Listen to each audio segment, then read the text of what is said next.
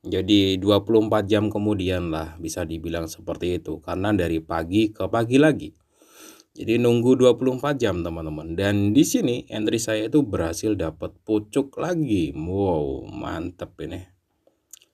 Saya masuk di sini, SL-nya di sini ya. Ini udah 2 kali SL lebih lah. Kalau 2 kali SL tuh paling ya dikira-kira aja sih, saya tuh malesan kalau mau ngitung. Segini ya, 2 kali SL tuh. Ini udah lebih dari 2 kali SL dan di sini sudah dapat sekitar, anggap aja sekitar 1 jutaan rupiah ya teman-teman dalam 24 jam.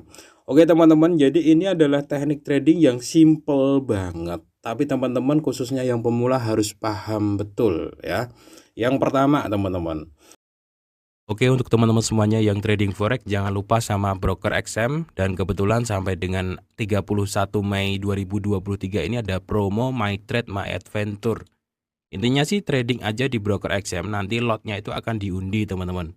Ada hadiah liburan ke Jepang, kemudian ada hadiah Vespa, uang tunai $2.500 untuk 3 orang, dan masih banyak hadiah menarik yang lainnya. Cuma trading aja nanti lotnya otomatis akan diundi seperti itu. Nah, untuk informasi selengkapnya, teman-teman cek aja link yang ada di deskripsi video ini. Assalamualaikum warahmatullahi wabarakatuh teman-teman. Selamat datang di Prayoga Tadi bareng dengan saya Prayoga di sini. Oke teman-teman, hari ini saya mau trading lagi ya, sambil sharing-sharing lagi ke teman-teman semuanya tentang teknik trading forex lagi ya teman-teman. Sebenarnya kalau masalah teknik itu cuman gitu-gitu aja sih. Buat teman-teman yang masih pemula itu sebenarnya cukup pahami. Yang pertama support resisten, yang kedua supply demand, yang ketiga candlestick, yang keempat trend line, yang kelima pakai time frame yang agak gede. Oh, ternyata banyak juga sih. Ya intinya lebih banyak teman-teman paham pasti lebih lebih bagus gitu untuk menentukan entry.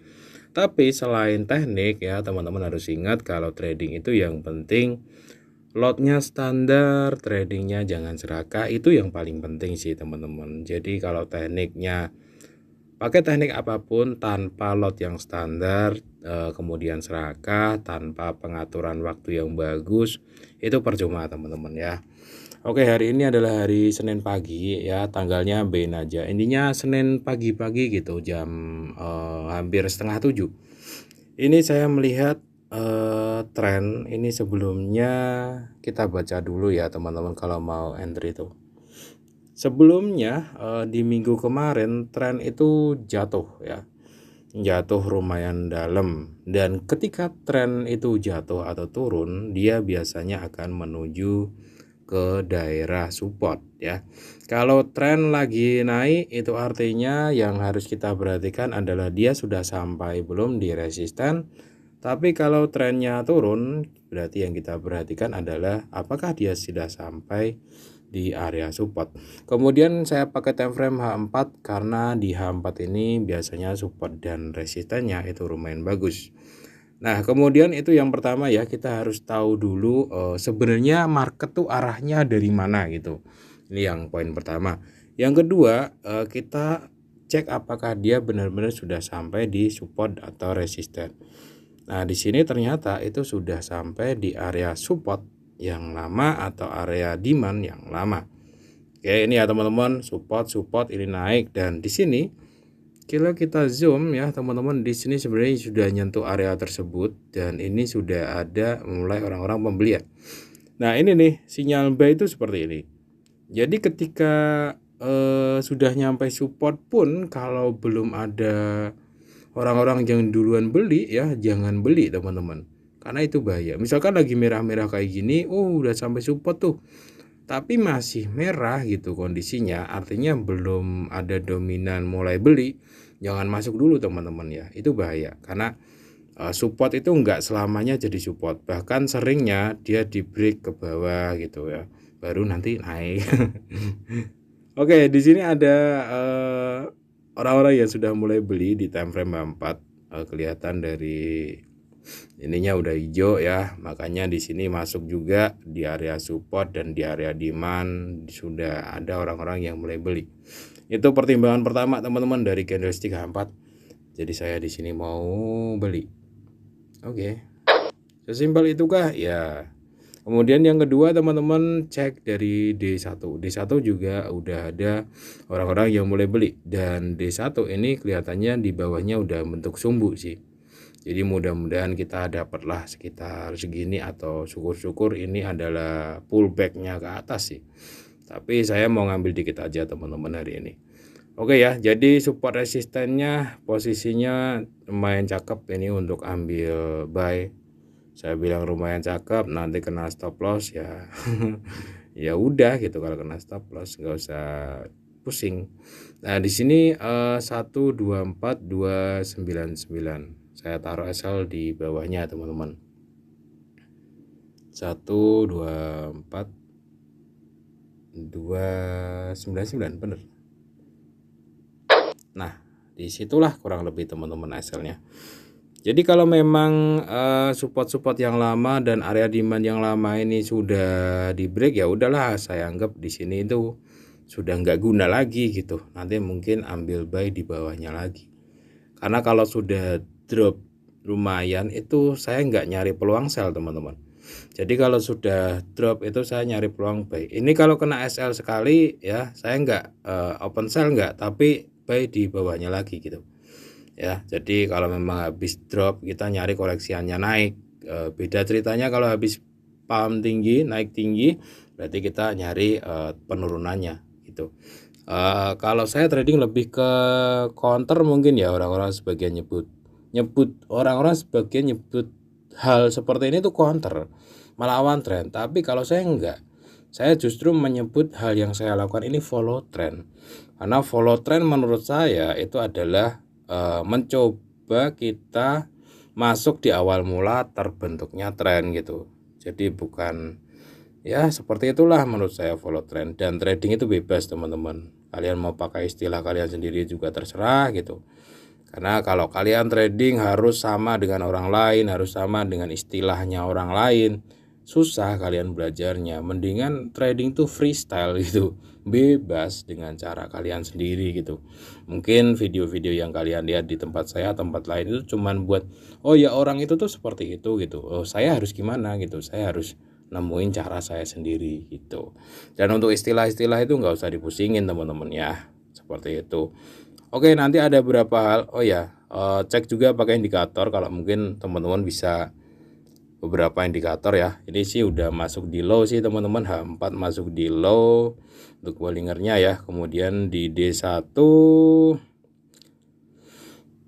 belum masuk di low banget, tapi ya udah masuk akal lah. Ini udah lumayan ya turunnya, udah nggak di high juga gitu maksudnya. Kalau di high begini terus kita buy baru agak konyol sih. Nah ini udah lumayan rendah gitu ya teman-teman, seperti itu. Itu adalah dari Bollinger Band ya, 4D1. Kemudian kalau teman-teman mau cek pakai yang namanya apa itu namanya, Fibonacci. Nah ini Fibonacci juga pembalikannya udah nyampe di angka 0 sih teman-teman. Ya jadi kalau teman-teman apa itu namanya bisa banyak teknik, itu artinya teman-teman entry-nya lebih mateng gitu. Fibonacci mau ini ya, pola pembalikannya ya. Ini sudah nyampe di sini sih teman-teman. Ya sudah nyampe di 100-nya. Karena memang saya ngukurnya dari sini ya. 0 sampai 100 atau 100 sampai 0. Nah, di sini sudah nyampe 100 lagi gitu. Ya, Fibonacci kan ngukurnya kalau cek di video lama ya teman-teman, adalah ngukur high dan low di tren yang sebelumnya, tren terakhir ya intinya. Tren terakhir kan ini sebenarnya. Oke, seperti itu. Ini teknik yang paling basic sih teman-teman. Seperti itu ya. Nanti saya lanjut lagi. Ini adalah hari Senin setengah 7 pagi. Saya skip dulu. Oke teman-teman semuanya, ini adalah hari Selasa ya teman-teman. Jam 6 pagi. Jadi 24 jam kemudian lah bisa dibilang seperti itu. Karena dari pagi ke pagi lagi. Jadi nunggu 24 jam teman-teman. Dan di sini entry saya itu berhasil dapat pucuk lagi. Wow, mantep ini. Saya masuk di sini, SL-nya di sini ya. Ini udah 2 kali SL lebih lah. Kalau 2 kali SL tuh paling Ya, dikira-kira aja sih, saya tuh malesan kalau mau ngitung. Segini ya, 2 kali SL tuh. Ini udah lebih dari 2 kali SL, dan di sini sudah dapat sekitar, anggap aja sekitar 1 jutaan rupiah ya teman-teman, dalam 24 jam. Oke teman-teman, jadi ini adalah teknik trading yang simple banget. Tapi teman-teman, khususnya yang pemula, harus paham betul ya. Yang pertama teman-teman, yang pertama itu adalah kita harus tahu dari mana dulu datangnya tren. Kemudian kalau turun ya, kalau turun sekali lagi yang harus kita waspadai adalah dia sudah nyampe di support belum, dan di supportnya dia sudah ada pull atau pembalikan atau belum. Kalau memang dia masih lurus-lurus aja ya, meskipun di support jangan dilawan gitu.